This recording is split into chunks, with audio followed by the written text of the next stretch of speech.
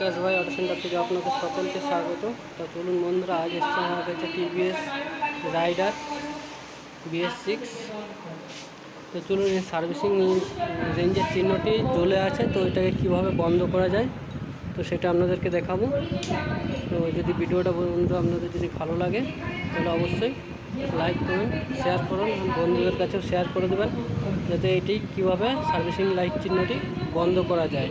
তো দেখুন, এই যে রেঞ্জের চিহ্নটি জ্বলে আছে, চাবিটি বন্ধ করলাম।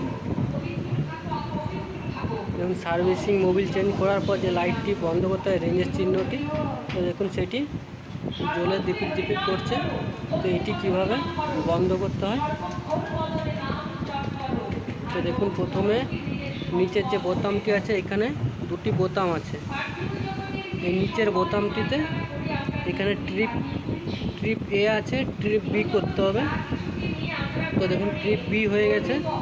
ট্রিপ B হয়ে যাওয়ার পর চাবিটি বন্ধ করতে হবে।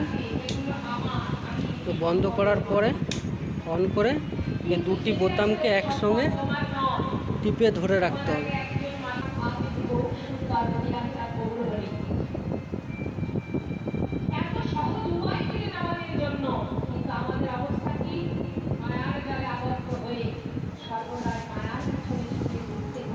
তো দেখুন বন্ধুরা, ট্রিপ বিতে এনে চাবিটি বন্ধ করে তারপরে দুটো সুইচকে টিপে ধরে রাখতে হবে 10-15 সেকেন্ড। 10-15 সেকেন্ড রাখার পর দেখুন, এখানে লাইটটা রেঞ্জের চিহ্নটি বন্ধ হয়ে গেছে।